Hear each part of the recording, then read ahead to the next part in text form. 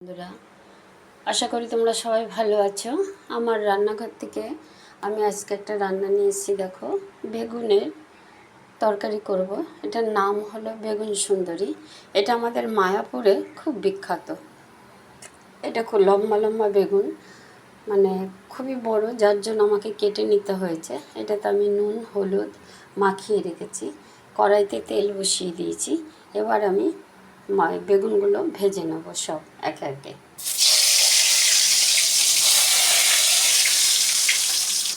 আমি এরকম উপর করে ফার্স্টে দিলাম, কেননা উপর করে দিলে বেগুনটা ফাটবে না, নাহলে মাঝখান দিয়ে ফেটে যায়।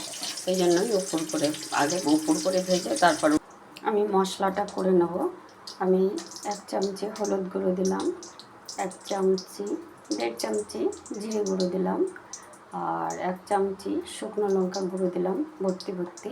তোমরা যে যেরকম ঝাল খাবে সেইভাবে দেবে। আমি এবার এটা আদা দিয়ে মিক্সিতে একটু ঘুরিয়ে নেব। আমি একে একে সব বেগুনগুলো ভেজে নিলাম। এবার এই তেলের মধ্যেই আমি আলুগুলো ভেজে নেব। আলু ভাজাটা হয়ে গেছে, আমি লাল লাল করে আলুটা ভেজে নিয়েছি। এবার আলু ভাজাটা তুলে নিয়ে এই তেলেই আমি ফোড়ন দেবো। আমি এর মধ্যে কাজু কিশমিশ 5টা কাজু নিয়েছি, আর কিছু কিশমিশ না সরি চালমগজ নিয়েছি, আর আমি দই নিয়েছি। আমি যে মশলাটা করে এনেছি ওই মিক্সির জারেই আমি একটু দই নিয়ে নিয়েছি 2 চামচি।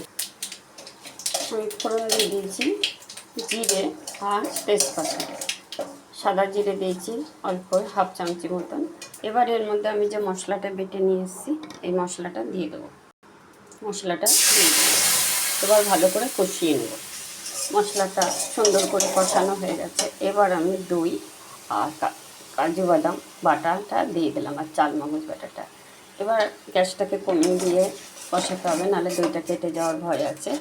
এবার আমি বেশ সুন্দর করে কষিয়ে, তো মশলাটা দিয়ে খুব সুন্দর তেল ছেড়ে দিয়েছে। এবার আমি জল দিয়ে দেবো।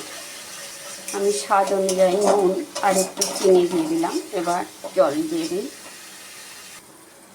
দিলাম। এবার ঝোলটা ফুটে উঠবে, তারপরে বেগুনের মধ্যে ঢেলে দিতে হয়, তো আমি সেভাবে ঢেলে দেব না। আমি কড়াইয়ের মধ্যেই বেগুনটা দিয়ে একটু ফুটে উঠলে নামিয়ে নেব।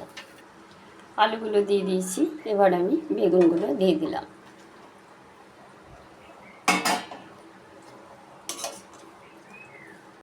বেগুন আলু দেওয়াতে একবার একটু ফুটে উঠবে, তাতে একটু গরম মশলা দিয়ে আমি নামিয়ে নেব।